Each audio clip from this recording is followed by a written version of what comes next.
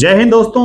Inflation यानी कि महंगाई एक ऐसा विषय है जो हर आदमी को कहीं ना कहीं प्रभावित करता है और एक ऐसा सब्जेक्ट है जिस पर कई बार सरकारें भी गिरी है।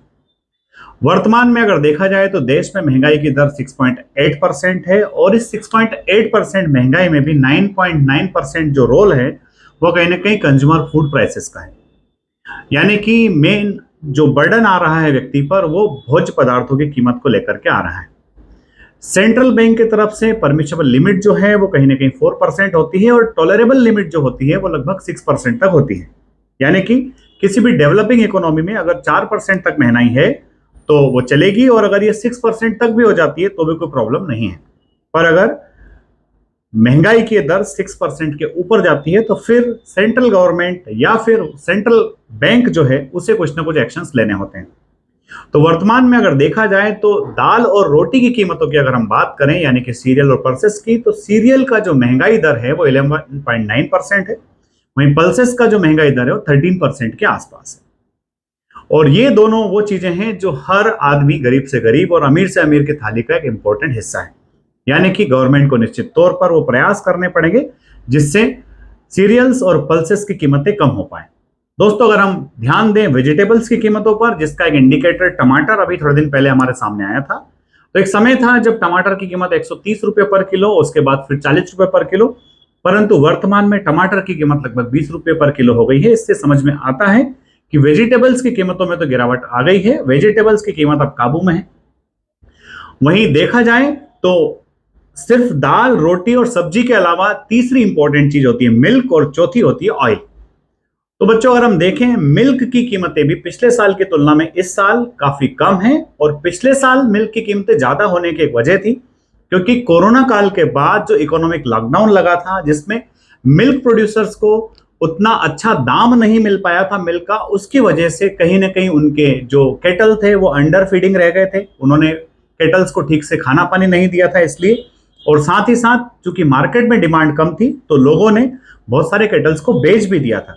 इसलिए पिछले साल डिमांड के तुलना में जो सप्लाई थी वो कम थी, इसी वजह से मिल्क की कीमत पिछली बार ज्यादा थी। इस बार मिल्क की कीमत में उतना उछाल नहीं है जितना पिछली बार था और इसकी वजह है बच्चों कि अगर हम देखें तो अक्टूबर से मार्च तक का जो महीना होता है इसमें जो फीडर है उसकी अवेलेबिलिटी खूब रहती है, किसानों के पास हरा चारा होता है जो कि मानसून के बाद पैदा होता है। साथ ही साथ रबी की खरीफ से खरीफ की जो फसलें होती हैं उसके थ्रू जो फीडर मिलता है वो भी किसानों को काम में आता है। तो वर्तमान में मिल्क जो है वो सरप्लस में है और अगर हम देखें दशहरे और दिवाली के बाद में इसकी डिमांड में और भी कमी आएगी, तो कहीं ना कहीं मिल्क के प्राइसेस अभी चिंताजनक नहीं है।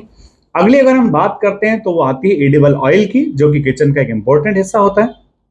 वर्तमान में हमारा इंपोर्ट जो है 17 मिलियन टन हो गया है जो कि ऑल टाइम हाई है और इतना इंपोर्ट हम सिर्फ इसलिए कर रहे हैं क्योंकि ग्लोबल मार्केट में एडिबल ऑयल की कीमतें काफी कम हुई है और साथ ही साथ इस पर हमारी गवर्नमेंट ने इंपोर्ट ड्यूटीज को भी कम किया है।